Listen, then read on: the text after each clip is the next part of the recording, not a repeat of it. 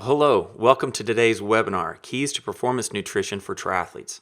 I'm Jeff Buher, founder and CEO of Triathlon.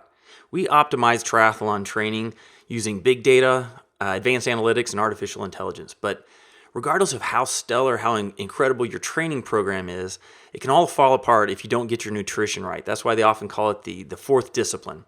And I'm super excited today about the topic, and especially about our two guest speakers today. First, Matt Bach. He's with the UCAN company. He's the director of their triathlon business. He's an incredible athlete himself. He won Ironman Maryland in 2014 with a time of 8:51, and he was a top amateur 6 overall at Eagleman 70.3 in 2015, and then went on to finish 72nd overall at Kona in 2015.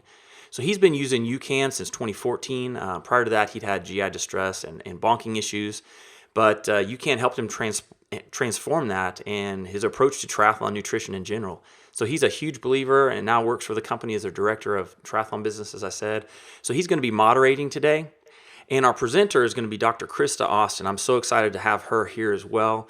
Dr. Austin is a sports scientist, an exercise physiologist, and a nutritionist who has served in the industry as a consultant and a performance specialist for professional and Olympic sport athletes. She's worked for the United States Olympic Committee, the English Institute of Sport, and England's cricket team, and multiple other governing bodies of the sports such as Taekwondo, USA Taekwondo, Triathlon, USA Wrestling, and even USA Canoe and Kayak. Her recent work includes research on dietary supplement use for the military populations, assessing the relevance of sports science application in special operations populations, and then performing validation of occupational physical assessments for the U.S. Marine Corps. She received her BA in physical education, her master's in science and exercise physiology, and has a PhD in movement science. And she's also certified as a strength and conditioning specialist. Well, with that, I'd like to just go ahead and turn it over to you, Matt, to get us going. Thanks a lot, Jeff. Love being on here, and I'm so excited to help you to introduce Dr. Krista Austin and really dive into some of these very, very relevant and compelling topics related to sports nutrition for triathletes. So Dr. Krista Austin is absolutely unbelievable. She's worked with tons and tons of Olympic athletes, as Jeff Boer was mentioning, and she's really on the frontier of sports nutrition. I've never met somebody so in tune with how to make someone perform better through customizing sports nutrition to them. Like the term biohacking kind of comes to mind. I mean, maybe that's not the right term, but she is so good and so in tune with what the science is telling you and what anecdotally has worked that it's amazing what she can do to kind of transform what you do. And you should be able to glean a lot of tips from her through tonight's presentation. So Krista, you're in the business of helping people improve themselves and their performances through sports nutrition. What makes you so passionate about that?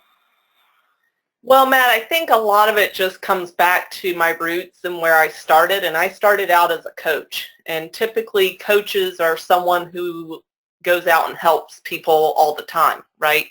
And so it just transformed itself over the years as I went through school into helping people with something that was much more specific in the areas I had become educated in. And really, it's nice to always see people take a lot of delight and joy in getting something out of whatever it is you educate them on. And so oftentimes, I see myself as an educator and someone who's just there to help take the knowledge I've gained and really just clarify and kind of demystify what we know in the elite realm to actually work.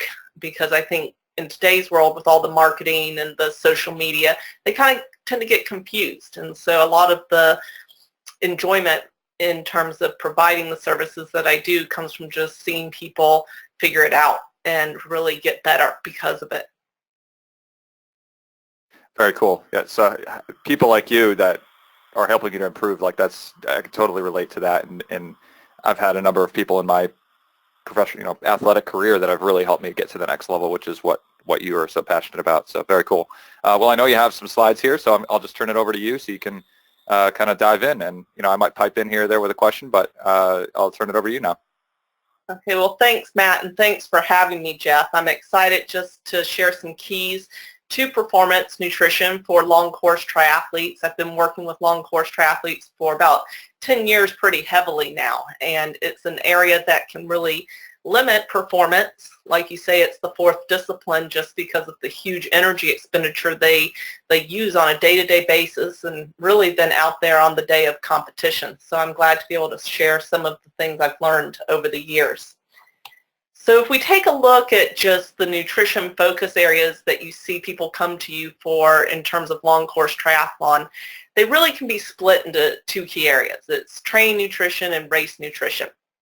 And when we take a look at the training nutrition side of the coin, there's three areas that we oftentimes really hone in on for a long course triathlete.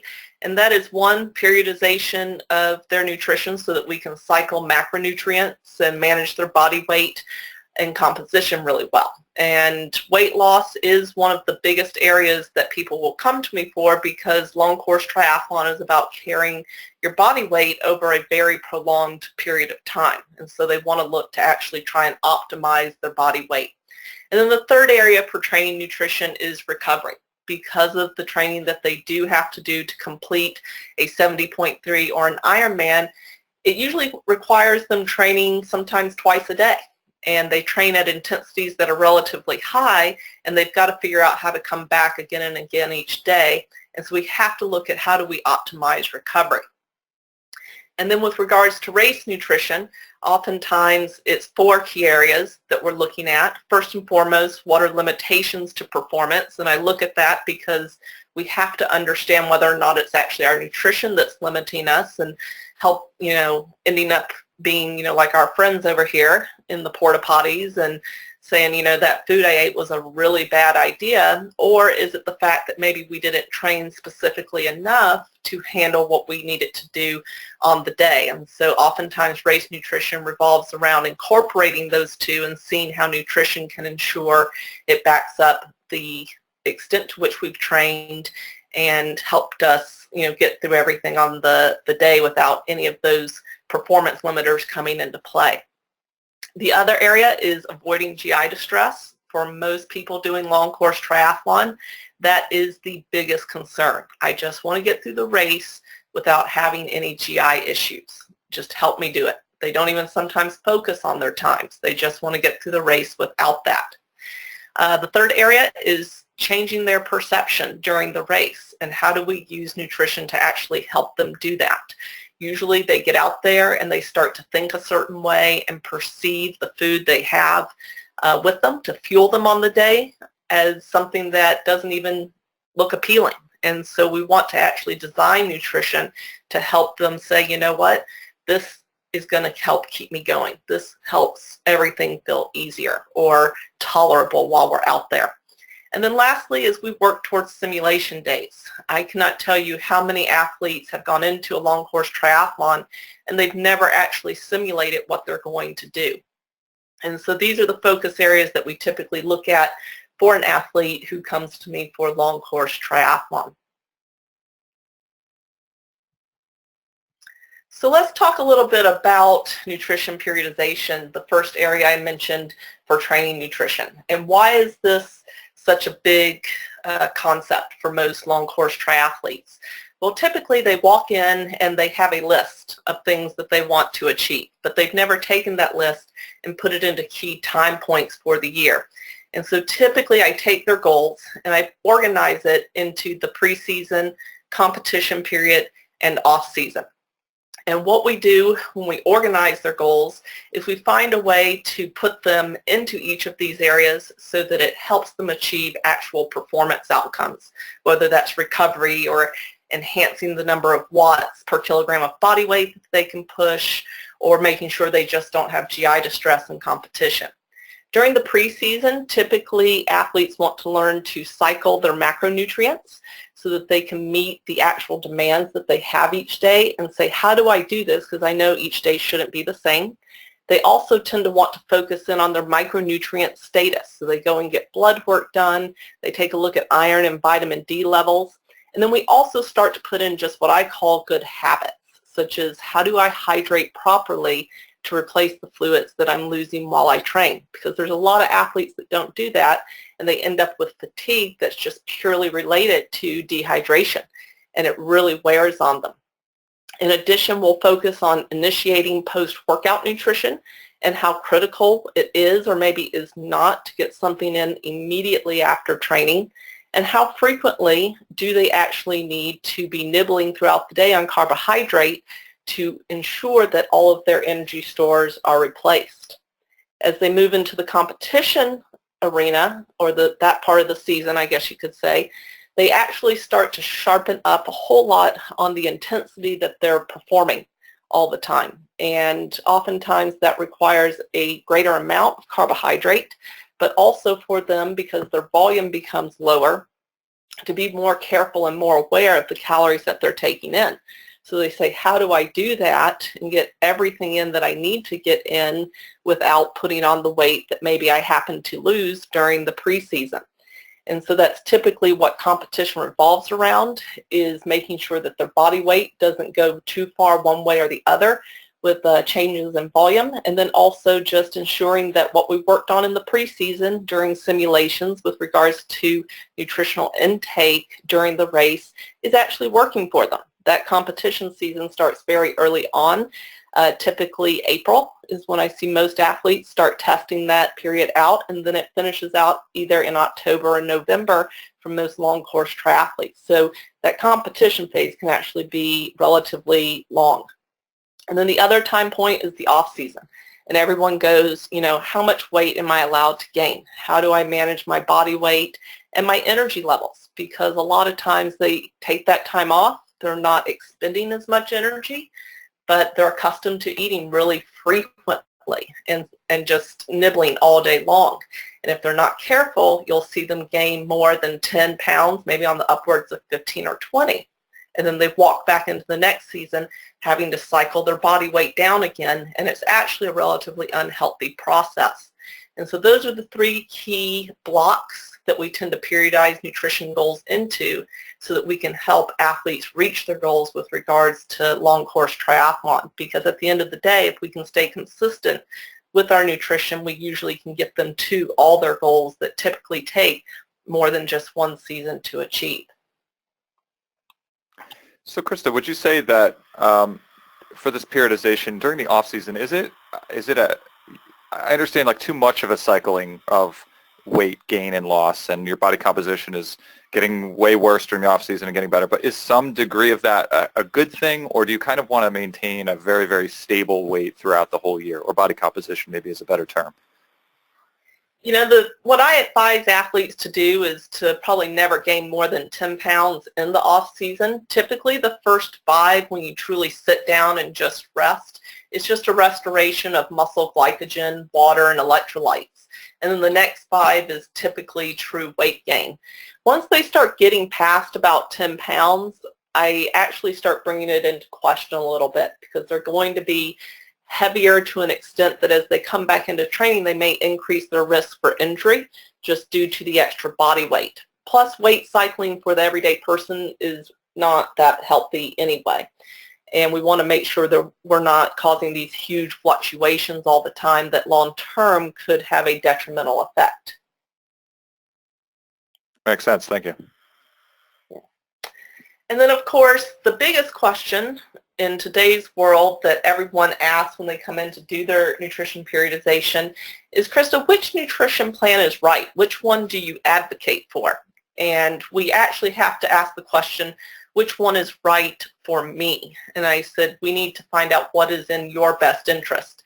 In today's world, there's a lot of different nutrition plans that are available out there, from a keto meal plan where people talk about fat adaptation for long course triathletes, to one in which you're carb loading and predominantly focused on carbohydrates because they believe that is in your best interest.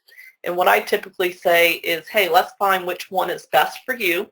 And on the majority of people that come and see me, what we find is actually something where we do what's called carb cycling, where we manipulate each day the amount of carbohydrate and the type of carbohydrate we're taking in so that it actually meets training volume and intensity.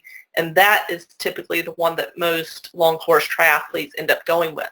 But what I try to get them to understand is that what is in their best interest is finding what works the best for them, because everybody's genetics are very different. if we take a look at how I actually approach manipulating macronutrients, probably the easiest thing that I've taught long course triathletes over the course of the last 10 years is to utilize the concept of the My Plate that you see so popular out there, and use it to vary the actual energy intake you have before and after each training session. And this kind of comes back to the carb cycling and even a concept known as volumetrics. Volumetrics was designed to help people feel full. And if there's one thing about a long course triathlete that I've learned is that they seem to always be hungry, like they always want to be eating.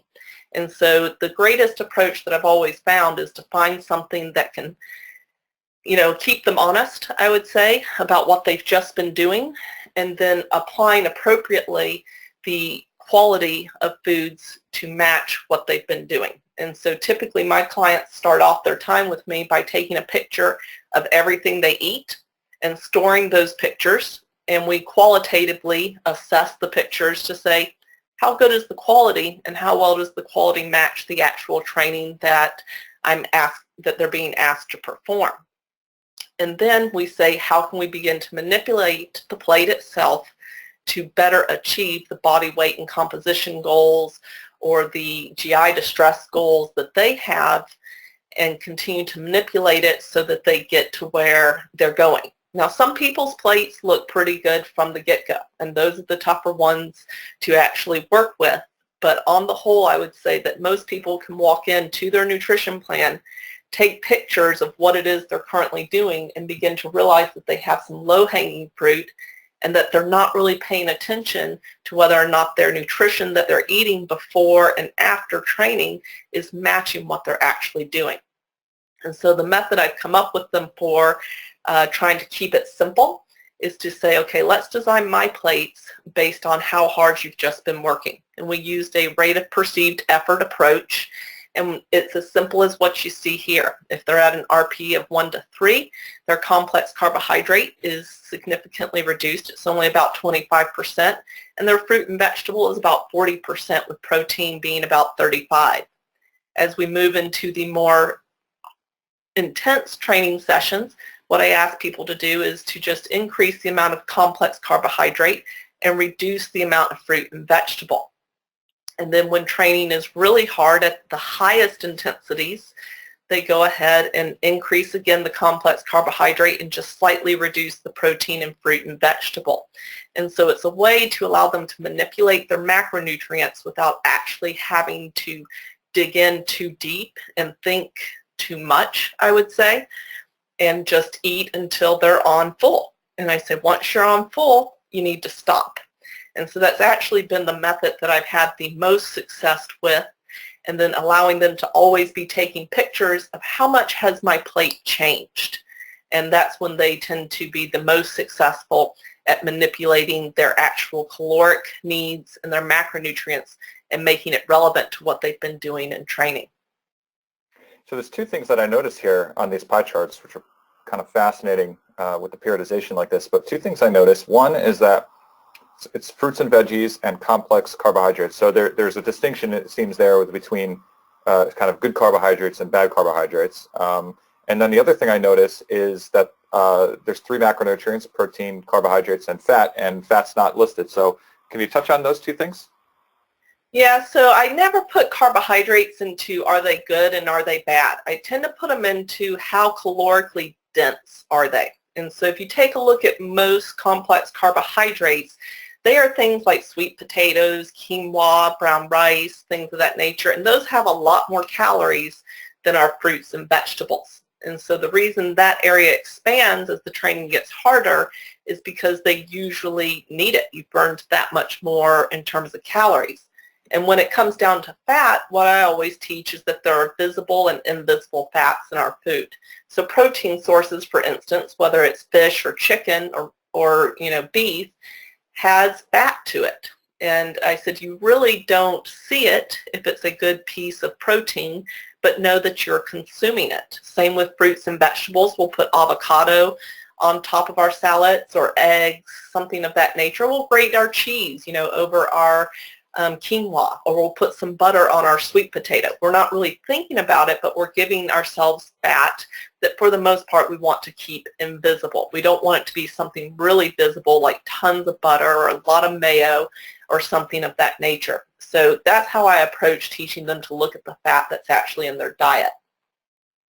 So what about the sort of refined like carbohydrates, like white bread and cake and the bagels and these types of things? How do they fit in? Well, in a day-to-day plan, most of my clients aren't going to be eating a whole lot of that. For the average person, I would say that we have very little that we actually need to put into our nutrition regimen. We have very little wiggle room because we aren't elite athletes, and so we don't have a lot of negligible calories that we can just kind of go in there and expend. And so when we do our assessment, I take a look at it and I say, okay, you have, let's say, an extra 20 grams of sugar in your nutrition plan because I've run the nutrient analysis. We have a couple options here. Either one, you can take this refined piece of carbohydrate out and let's say they're eating a bagel on the bike, and replace it with something like a Generation UCAN, which is a much healthier form of carbohydrate, and find a way on the back end to manipulate it so they get to intake their most favorite foods, which are especially comforting, I would say, at the last meal of the day, and optimize the carbohydrates they're taking in from that perspective. And so a lot of times we remove them and then put back in where we need to the kind of what I would call fun carbohydrates or the extra little treats. But for the most part, Matt, most don't have that immense amount of wiggle room. The most wiggle room they might have actually leads them to take like half of one of the Generation UCAN bars while they're, fixing dinner because they just came in from a hard training session. They're really hungry and they're trying to stave off opening the cupboards and diving into Oreo cookies. And so we'll use an approach like that to help them kind of just curb those cravings, especially that desire for something sweet. So those bars taste really good without a lot of sugar, and actually go ahead and make our main meal, which should have the type of carbohydrates we actually need.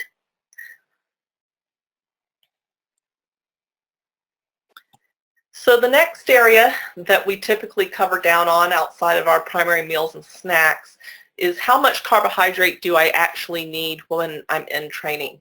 And many, many years ago, there was a very famous physiologist by the name of George Brooks that documented what's known as the crossover concept. And what he showed about training was that as you look at exercise intensity in relative to total energy that is being expended at any one point in time, is that as exercise intensity increases, the demand for carbohydrate increases, and as it's lowered, the demand for the body to use fat is actually increased, and it's known as the crossover concept. And what I do is I teach athletes to look at this and help understand when do I actually need to supplement my training with carbohydrate, because all too frequently they interpret the sport nutrition guidelines that are out there with, oh, I should be taking in carbohydrate every time I go and train. And in fact, that's not actually true. When we break down the guidelines that are out there for an athlete, the carbohydrate that we place into their plan is actually very dependent on, one, how long are they out there going for, and two, what is the actual intensity that we're working at. And if you look at the guidelines with regards to carbohydrate intake in training, you don't really start putting it in while you train unless you're training for greater than 60 minutes at a moderate to high intensity. And someone can be taking in anywhere from about 1/4 gram of carbohydrate per minute up to 1 gram, and we start to incorporate that once they're at about an RPE of 3. And it's pretty much at that point where you're still comfortable, but you're starting to breathe a little bit harder. But we end up on the lower end of those recommendations and then progressively increase it as the intensity increases itself. And if we teach ourselves to do that and incorporate it based on how hard we're actually working, that's when your body actually does need carbohydrate. But very few people realize is that it's not until you get past 60 minutes, and you need to be doing past 60 minutes of some, good quality work, not overly hard, but some good quality work. And then once you get past about 2.5 hours of endurance exercise, they do start to say you need carbohydrate regardless, regardless of the exercise intensity, mainly because we're going long enough that our body needs to be fed even just our basal calorie intake. If you're out on a ride for 3 to 4 hours, even at a very low intensity, you're going to need some carbohydrate to help keep you going and just meet overall daily energy needs. In the research literature, they've shown that some people can take up to 1.5 grams per minute once they start getting past this 2.5-hour mark. But on the whole, it's a really individual tolerance. This is important for long course triathletes to understand because all of you work at really different exercise intensities. And depending on how fit you are and how well trained your gut is and how you store body heat will really impact how much you yourself can take in. Just from personal experience, usually the upper limit that most can consume in training or competition even, especially we take it in for the most part on the bike, is no greater than about 0.8 grams per minute that you're out there. And so carbohydrate on the whole is not supposed to be consumed in every training session. It's intended to be consumed when we're working at moderate to high intensity, and we can gauge that based off rate of perceived effort or even the power velocity zones that are created from working in training. So how does fat adaptation play into this? You're going to have some people who are pretty well fat adapted. They can meet, these guidelines that are laid out here and maybe even exceed that in terms of the amount of time they can be out exercising at moderate or whatever intensities, and on less carbohydrate than other people, because there's such variation person to person. What about kind of a good portion of the population maybe isn't quite fat adapted, and do they need to potentially have more carbohydrate and maybe more carbohydrate or some carbohydrate even if it's 60 minutes or maybe 45 minutes or something? Is that something that needs to take into account? I would actually tell them we need to take a look closer at what they're doing prior to going into the exercise session. They shouldn't need it if it's less than 60 minutes, if they've done their work prior to going in. And so typically it's an error on the way into training that makes them kind of bonk out in those shorter sessions. And the best thing I can tell them to do is to evaluate what they take in beforehand. And then when they're in training on those shorter sessions, to also understand the role of the brain itself. They may just need something that tastes sweet. So we'll take in a very non-caloric or very low-caloric electrolyte beverage to help the brain just actually register, some type of reward. I'm not a big advocate of them taking anything in unless they truly need it, because one of the greatest ways you're going to teach the body to learn to burn fat for exercise is by performing exercise, especially moderate to intense exercise, and not, sitting there and feeding it the carbohydrate that it maybe doesn't need. And so we've got to set ourselves up for success when we go into sessions, and that's usually a big area for people to work on.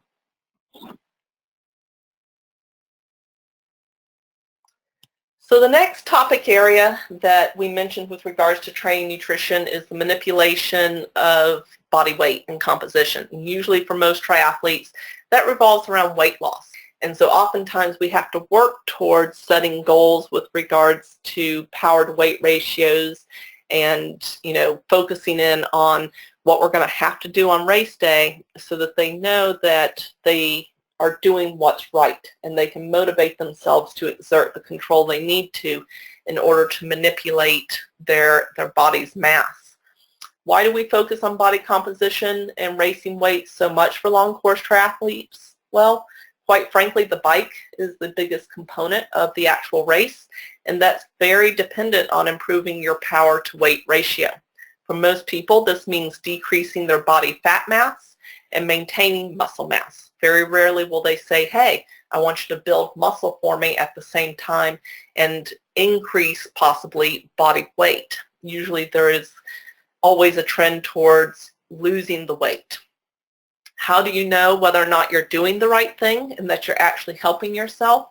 Well, I tell the athletes prior to starting the process, if we're going to stay performance focused, what I want you to do with your coach is to set out what we call criterion workouts. And these are workouts the coach is using to actually gauge how effectively the person is training and whether or not they're moving correctly in the direction of where they need to go to perform like they want to perform on the day of the race.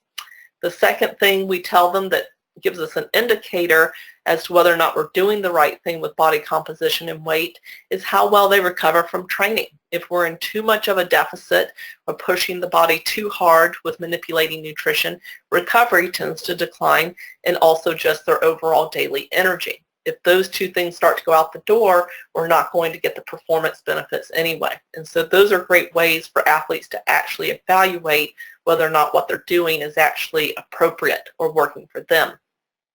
And then the other thing that we're always taking into consideration is how soon do we really need to be doing this? And typically for most athletes, we're working towards a specific race where there's an environment that they are trying to overcome. And that's where we always have to account for whether or not the race is going to be colder or it's going to be hotter. And last year's Boston Marathon kind of showed us a little bit about body composition, where the leanest athletes were actually not doing that well because of how cold it is.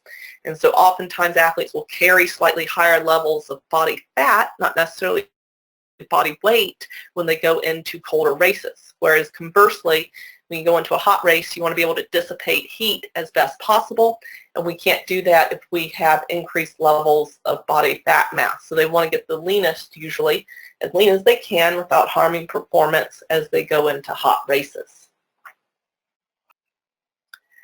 Okay, the next area to this is understanding how we're actually going to create changes in body composition. We talked a little bit about what makes it doable to easily lose weight or not lose weight, but what actually leads to those changes in body composition? Well, it's very dependent on three key areas when you assess someone.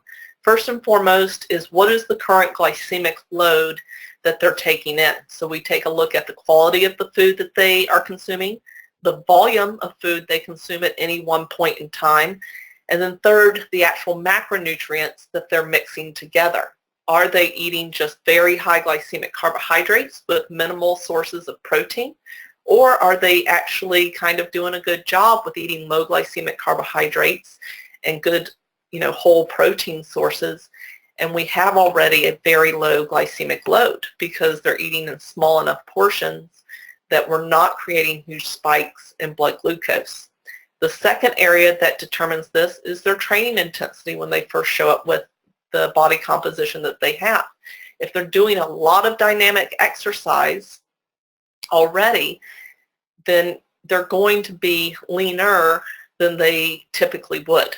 You see this more so at the elite level, or the better someone gets, because they rarely spend a lot of time on these really low exercise intensities. But the more dynamic we can get someone to become, the more they're going to be able to actually lean up. And so that's where in the everyday person, we usually tend to focus on actual weight loss first and building exercise capacity so that we can eventually really focus in on training intensity as a way to manipulate body composition.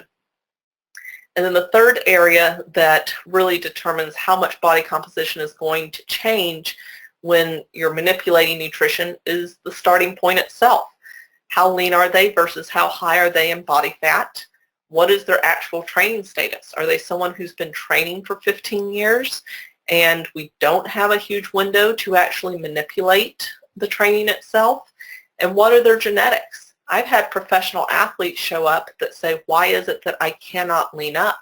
And part of it is just that they're at that highest end of their training status, and their genetics have determined that they just are not going to be that ultra lean person. That's okay. It doesn't mean it's going to limit their performance, but they're not going to be the ones that will get the greatest shifts in body composition. But at the same time, they're also very successful with the genetics that they have. So understanding how much we can actually manipulate body composition is very dependent on where we actually start.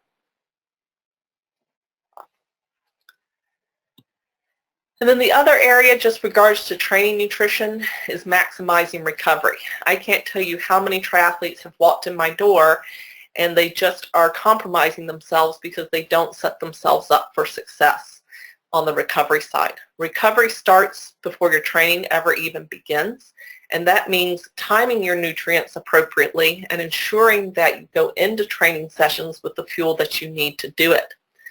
Secondly, it also means refueling the body as quickly as necessary in order to make sure you're prepared for the next session. With a lot of triathletes, they have a second session less than 8 hours in between the one they just performed. And that's when it becomes really crucial for them to get in the fuel that they just went out and expended. The third area is operating in a well-hydrated state. I mentioned this previously, is that they'll walk around dehydrated and they say, well, I feel tired, I feel fatigued, or I feel mentally drained. A lot of time that's related to the fact that they haven't replaced the fluid they lost as sweat. If we can get them to improve their hydration status, oftentimes they'll say, oh yeah, I don't feel as tired, I don't feel as weak. And then lastly is just the ensuring energy deprivation doesn't impair sleep. People don't oftentimes notice it, but when they start to manipulate their weight, they'll start to see some type of a slight disruption in sleep, mainly because the body's sitting there saying, hey, I'm hungry. The question is the body too hungry? And do we need to manipulate your fuel, maybe by a volumetrics approach, so that your body doesn't realize that it's in such a level of energy deprivation? And so that's where the watches that are out there these days that can record sleep, or the apps themselves, are a good thing to actually track with the individual that's trying to manipulate their nutrition, because it's going to give you some good feedback, even if it is subjective at times, just based on perception of sleep, as to how sleep may be impacted and impairing the ability to recover. And we never want our nutrition program to be doing that. So race day nutrition, how do we suffer smarter? Well, first and foremost, it's about maximizing energy reserves. Secondly, it's about minimizing GI distress, because we got to keep going. Third is about maintaining the body's cooling system. And then fourth is about altering how hard we're actually working. And so we want to design our fuel to help us do all of those things and do it well. So maximizing energy reserves. This comes down to understanding how much energy are we going to expend on the day. And what a lot of people do when they go into a race is they kind of get nervous and their stomach gets a little funny, and they say, gosh, I'm going to not be eating. And so they go into a race with their body just that much depleted, and they think it's okay because they haven't been doing a lot of training as they taper, when in all reality, it's not okay. We need to do just the opposite. We need to maximize the energy reserves that we're taking in as we go into the actual race. And so I ask my athletes to do a calculation of how much am I going to potentially burn on the day, so that we can start 6 hours out before that race, or maybe 4 hours, and begin consuming the energy that they're actually going to need. We actually do what's called preloading as we go into a race, so that we hopefully can give our body the energy it's going to go out and expend. That's because in all reality, for the most part, you're only going to have about 1,980 calories of carbohydrates stored on the body. And yes, while we can tap into fat, and that's a huge reserve, the body will predominantly, during a race that is a long course triathlete or a long course triathlon, will be relying on carbohydrate to some form of an extent. It won't not be doing that. And we also don't want to have to sit there and consume immense amounts of carbohydrates while we're in race, especially if we're, in the run. So we try to actually go in and preload and optimize at key points where it's more comfortable to consume fuel, how much our body's going to need on the day and fulfill our energy reserves. Not going in on empty, but staying topped up as much as we can all the way through that actual bike.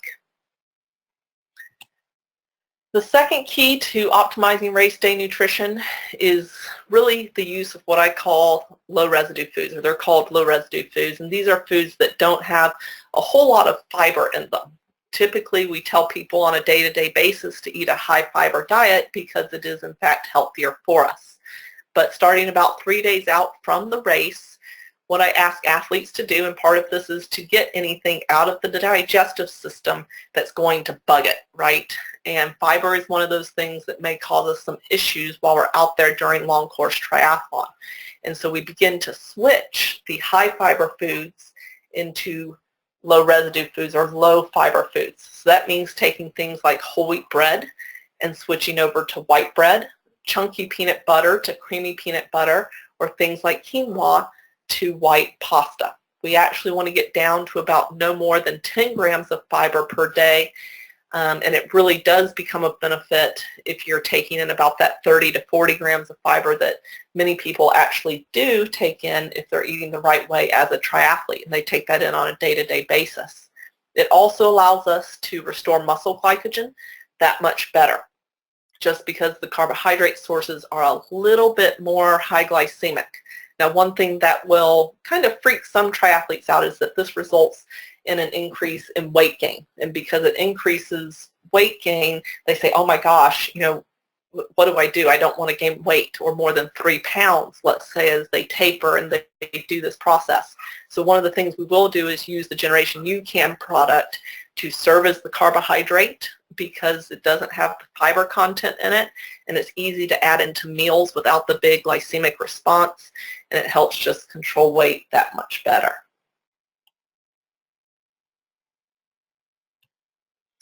The second key to getting our race day nutrition right is finding a way to hydrate our body, and there's a few reasons for this, but first and foremost, fluid is there to help you digest, transport, and absorb fuel.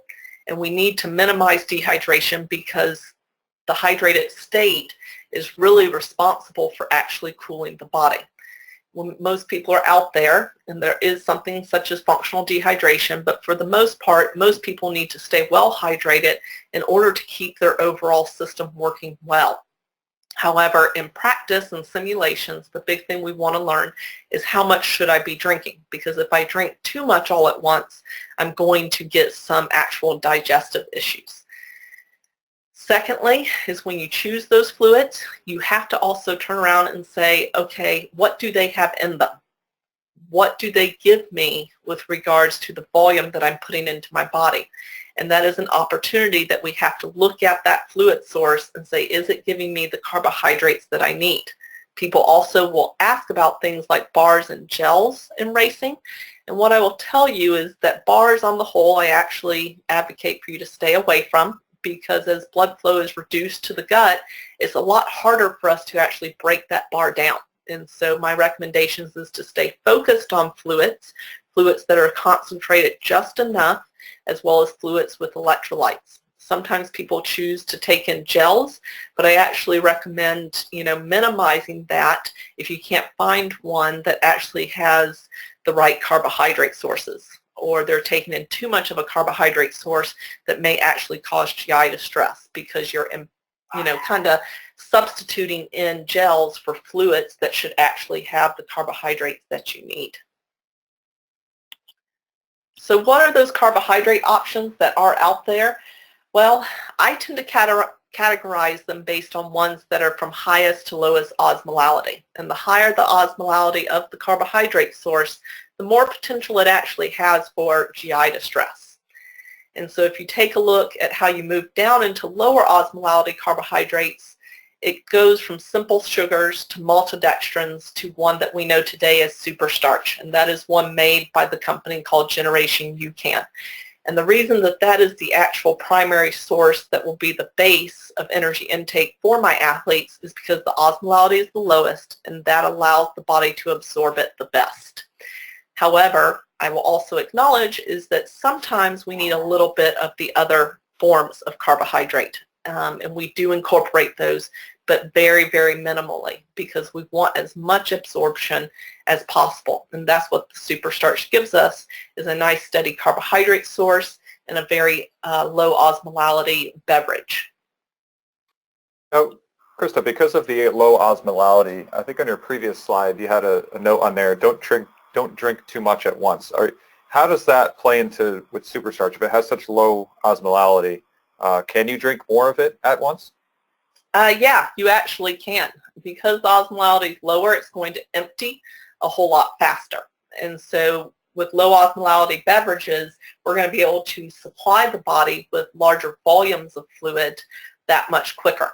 And it has the electrolytes in it, so it's going to help transport it through the stomach and into the gastrointestinal system.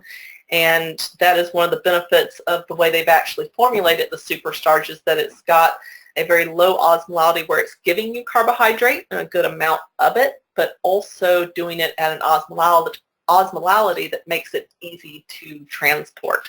And so that's why it's actually the base for us, because most of my athletes are trying to match their energy intake as much as possible, or at least take in as much as possible.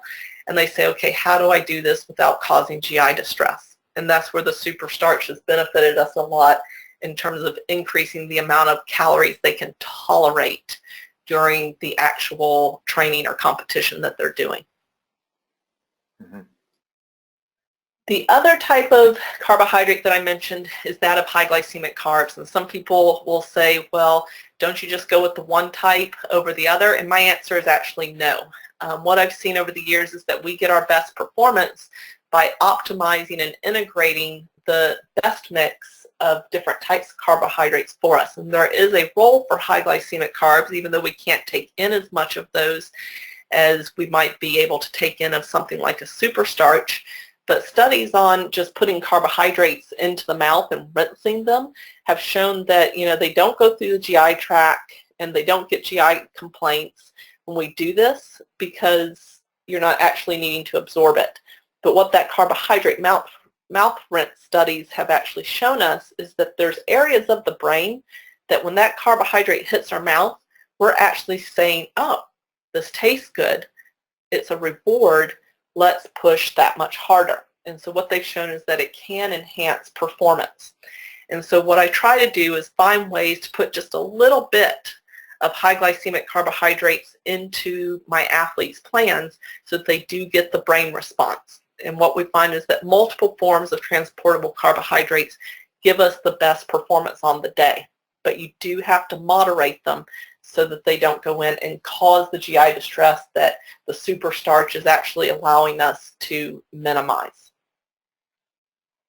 But this isn't so much a question, but just a comment. That's fascinating. That you could essentially just rinse your mouth out with something like Gatorade and just spit it out, and you'd still get that same that activation in the brain that says, bring it on, or I can go harder. That to me is pretty mind blowing. Yeah, and I think it's something where we're still trying to figure out, what does carbohydrate consumption during an event do for us? And I think the reason I've learned to mix both types is that we need both, right? We need energy to actually do what we need to do during the race, but we also need that little bit of a brain motivator to help us keep going. And we all know that something sweet that we like, that activates the brain and rewards us, is something that, is a benefit during the race. A lot of times my athletes will utilize flat Coke, or they'll find just a little something that is special to them. So they'll use maybe some hot tamales or a couple gummy bears to actually suck on while they're actually riding the bike, and they won't be, chomping down on the high glycemic carbs, but they'll find something that keeps that brain's reward center going. They might actually even take in a low residue food like pop chips, and they'll use a flavor like salt and vinegar just to change it up and break up the monotony of taking in the same thing over and over and over again. They also do that with gum. Gum that's just a different flavor can help them cognitively keep going. So different tricks we learn. We learn to maximize the amount of carbohydrate we take in while also giving the brain the signals it needs to kind of satisfy it and alter how we're actually feeling. No one's going to tell you that in the middle of 112 miles are they feeling just great, just phenomenal. They're definitely going to tell you, yeah, you're hurting, you're suffering, and there's just a little bit of mental relief as to how we're feeling when we give something else to just kind of reward the brain a little bit. The other area in terms of optimizing performance on the day is that hydration aspect. And it is responsible, because water is the primary component of it, for helping to keep your body cool. And I can't emphasize this enough. There's been a lot of attention here recently placed on this concept of functional dehydration. And I understand that the body, can become more economical in running when our body weight gets a little bit lighter. The same thing can be applied to cycling. However, there comes a point in long course triathlon where you have to actually say, is there benefit when you have to dissipate so much heat for such a prolonged period of time, especially when it's more average people, like most of those out there competing, and you're going to be out there for a really long time. Replacing your fluids is very, very key, not only for cognitive purposes, but first and foremost for making sure you can optimize heat transport. Electrolytes need to be in the fluid that you're consuming. You shouldn't be chugging water because they're needed to help create the transportation process throughout the body. Pounding water is just not a good idea. But oftentimes athletes still go out and do this despite years of knowing that electrolytes are necessary. Is there anything wrong with sipping on water? No, but it needs to be truly just a bit of sipping to meet that need for water rather than consuming large amounts of it. For most athletes, what I recommend is that they are consuming their fluid every 15 minutes or so, and we practice this. We don't just try it on the day, and it's anywhere from 2 to 6 ounces. We're usually trying to drink to their actual thirst and see if that matches what's actually happening with their sweat rate. And so one of the things you do to prepare to compete well is say, how well does my instinctive thirst mechanism match how much I'm out there actually sweating out? And then people who are very in tune with their body, they actually come really close, especially if they put the salt, the electrolytes into the fluid. It will stimulate them to keep drinking. And that's important because we want to match some thirst and heat transport to optimize what we're doing to keep the body cool and hydrated. Also, temperature of the fluid is important. I have athletes actually freeze their drinks at times and allow it to thaw out during the race.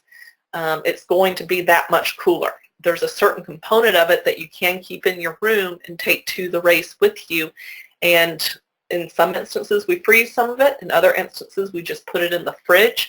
But by keeping the fluid you're consuming at a more neutral temperature, not overly warm, which it can become that during long course triathlon, is really important to help it empty out of the stomach itself. So altering your perception. This is where dietary supplements, in my opinion, actually come into the realm of long course triathlon. And there's 2 key dietary supplements that I've been relying on consistently here recently, and that is caffeine and ketone esters. Caffeine has been shown to improve the oxidation of glucose, so that's why flat Coke at times during a race is really a good high glycemic carbohydrate to be working with. 2, it enhances recruitment of your motor units. It helps the central governor say, let's keep firing away on these motor units and keep going. It can improve cognition, whether it's keeping you alert and more on task. And it's also been shown to improve pain tolerance. We can hurt ourselves a little bit more if we have caffeine helping us recruit those muscle fibers. The question then becomes from most people is, okay, caffeine is a benefit, but what's the ideal dose, Krista? And bottom line is that is very dependent on the individual. It is not something I can sit there and say, this is what will work best for you. If you're someone who takes in 200 milligrams of caffeine on a day-to-day basis, you're probably going to need a good bit more than that in racing to get the beneficial effects. But then again, there are those who don't even respond well to caffeine because they don't metabolize it. And so caffeine doesn't create as much of a benefit, or they need to take it in larger doses to get any type of a reaction. Typically, what does work well for most people, though, is to have an initial dose of caffeine prior to the race that is probably about 50 to 100 milligrams, and then small doses of caffeine throughout the actual training or competition session of about 25 milligrams at a time. Post-consumption has been shown to help restore muscle glycogen, but it's dependent on your actual tolerance. Are you taking like some power bar caffeine and dumping it into your favorite recovery drink to help that happen? Or are you taking, maybe flattened out diet soda to help get it in? It's all dependent on what mixtures you can create to help you tolerate that caffeine post-exercise. Some people can't do it at all because it just alters their stomach on the whole. They're not sitting well from training anyway, and it's just dependent on the individual. Then the other one that's real popular right now is ketone esters. We don't know as much about them as we might like, but recent research has shown that it does inhibit glycolysis. So that means it's going to preserve your muscle glycogen, your stores of carbohydrate on the day.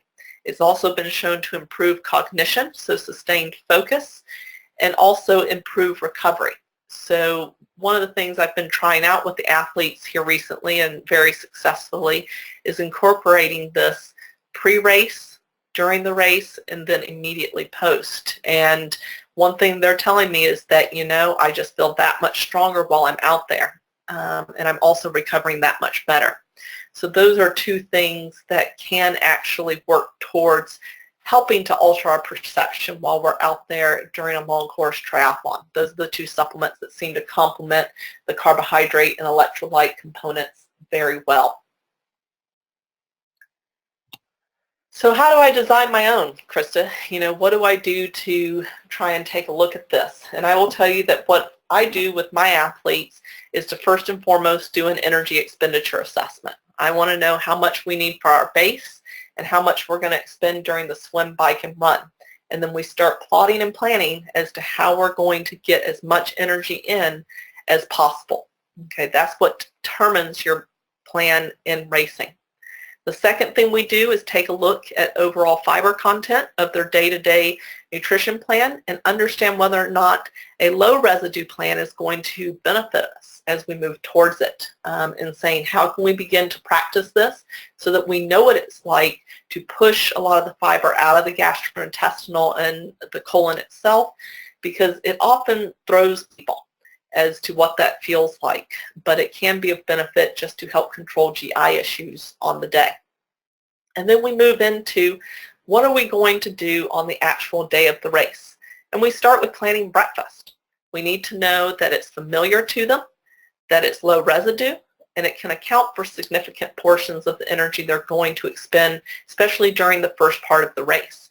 If they can get in their morning needs plus what they would expend in the swim, at least that, I'm really happy with that actually, because that means they're not going into the bike itself in a deficit. We also want to control the glycemic load that they're under. We don't want spikes up and down as they're going into the race. So we try to look at things like a bagel with almond butter or eggs with plain toast or a smoothie to help fuel them for breakfast and get their calories in. And we use Generation UCAN in steady increments leading up to the race, because we usually start 4 to 6 hours before, at least one UCAN an hour, to help us fill in those energy gaps in a way that's tolerable to the stomach. And then we're also hydrating with electrolytes. But just know that this is very dependent on the individual themselves, how nervous they are or are not, and we lean more and more so on fluids like Generation UCAN if they do have that sensitive stomach or that nervous stomach that's going to cause them to actually maybe not digest what's coming into their system. And then during the race itself, well, this all boils down to that energy expenditure assessment and what is the most tolerable for them. Depending on which segment they're in, they'll consume a very wide range, anywhere from 0.25 to 1.5 grams of carbohydrate per minute. The more elite they are, they will actually consume that higher end of carbohydrate intake when they are out there on the bike. The less elite we are, we move more and more towards that 0.25, mainly because the ability to metabolize the carbohydrate, the need for it, and the ability to digest is dependent on how fit we are and how long we're going to be out there. The longer we're out there, the more likely we are to lean towards those lower end consumption of carbohydrate intake. You're going to sit around more the 0.5 grams per minute in most Ironman athletes because of the intensity that they're actually going to be able to work at. We then take the energy we need to consume and put it at regular 15-minute intervals. And we try to do it as much as we can with fluids and drinking towards the thirst and getting that in based on how thirsty they stay. Usually it can be matched up relatively well if we incorporate the amount of sodium that we actually do need during the race. And then use a sipping method. I can't tell you how many athletes get on the bike and they say, let me chug all this energy right here and now because surely that's going to help me. It doesn't help them. Usually that is actually counterintuitive because everything's going to go rushing to the gut itself and impede you down the road. So use a sipping method. We say, how are we going to sip our way through the most calories we can and at the rate I'm describing to you? Fifth, we say, how are we going to break up our caffeine? We've got that timed for before the start, and then how are we going to give it to ourselves at regular intervals? And then same thing for the ketones. We use them prior to the race, mid-race, and then post as well. It's always individualized. It's always been practiced, and we've run through simulation days, and that's the key to actually getting it right, is figuring out what you can tolerate in the race by practicing it on a day-to-day basis. So if you were just to kind of, look at what I recommend to my athletes, this is a breakdown as they go through the day. And just so you know, on the back end, what I do start to do with athletes is to decrease the amount of fuel they're taking in as they progressively go throughout the run. We try to fuel as much as we can on the bike, but as we go into the run, we begin to taper off as we hit that midpoint in the marathon and start just backing off and using only small doses of high glycemic carbohydrates. This is a few reasons. One, at that point, you probably have reached some functional dehydration. A lot of blood flow has been decreased to the actual gastrointestinal system. And if we try to keep matching our energy intake and output as much as we possibly can, we usually actually run into issues. And on top of that, on the back end of that race, they just want something that usually tastes sweet. And so that's where we will switch over to the more high glycemic carbs to help them just nibble their way through the actual run. But that overall is, a good schematic of what the timing scenario looks like when athletes I work with go into their actual race day. And always practice makes perfect. So overall, what fuels my athletes on race day? Well, their primary base is the generation UCAN. It has been for the last 10 years, I would say, ever since I got introduced to the product by Bob Seebahar. And then we provide in small amounts flat Coke, low-fat potato chips, and small amounts of high glycemic carbohydrates. Gum, you're going to find it in a wide variety of flavors, maybe even some certs or mints thrown in there. And then an individualization on caffeine and ketones. So do what's best for you, find out what works, but just know that probably over time the greatest thing I've learned is how to integrate the combination of these factors to help an athlete use them strategically to get through a long course triathlon.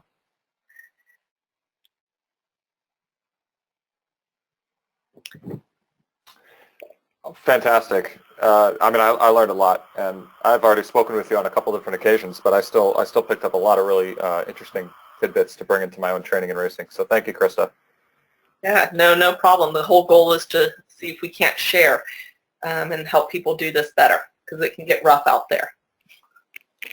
Now, I've got a couple questions that tend to be sort of frequently asked questions. So first, most of us that are listening have, day jobs. We've got kids, we have families and things, and other, things going on in our lives. So we don't have as much time as, say, like a pro triathlete to train. We have maybe 10 to 12 hours a week, or maybe it's 6 hours a week, or maybe it's 15, but it's a limited amount of time. So what would be kind of the best way? What can I do to get faster given that time constraint?